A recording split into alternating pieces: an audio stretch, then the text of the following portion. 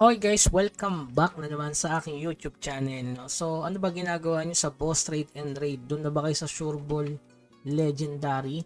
So, mas madali na magkaroon ng materials ngayon sa Legendary. Basta, yung Legend. Ayan, no?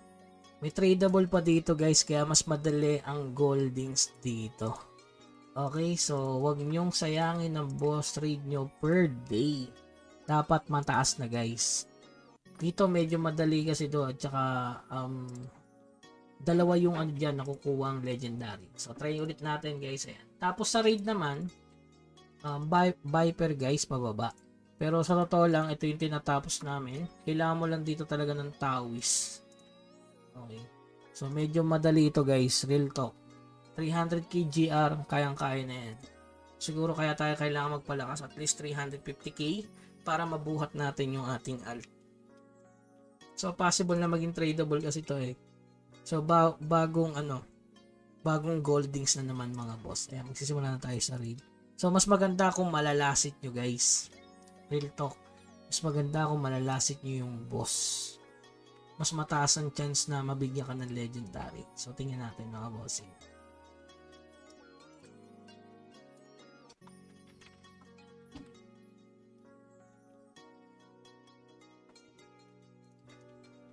Okay, so shoutout muna dito kay JD Queen at kay Smoker Hex.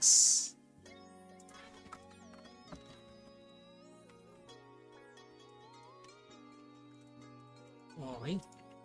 So ayan. Masakit lang naman to yung boss raid.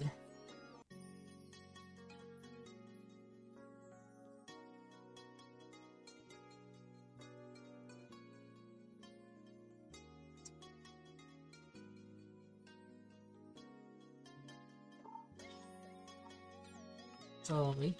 Isa pa tayo mga boss.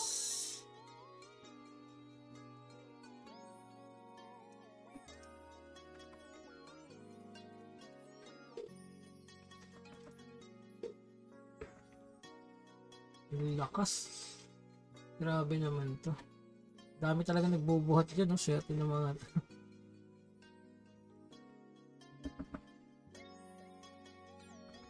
Ako hindi nalasit. Nalasit ko ba? Hindi ata. Tingnan natin. Uy! Yun, naka-legend tayo mga boss. Ayan, no? So, basta parang nalasit natin. Ano kung nalasit natin, eh? Hindi ko na kung nalasit yun. Sa akin lang meron, di ba?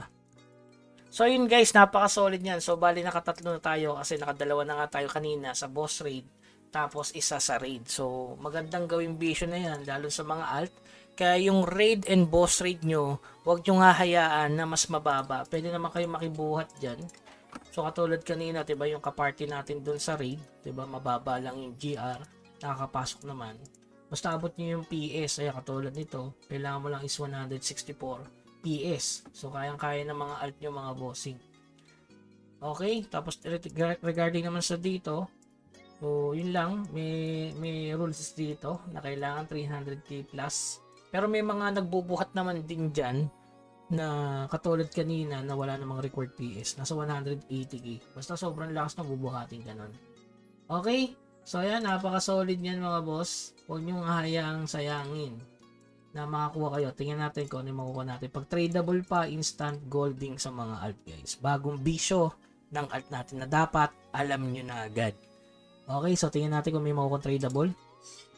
Yun. Dalawang Steve tsaka to. Walang nakuha ng tradable pero may tradable yun mga bossing. Okay, so yun lamang guys. Keep grinding. Huwag kalimutan mag-subscribe sa ating channel. Hanggang sa muli. Paalam.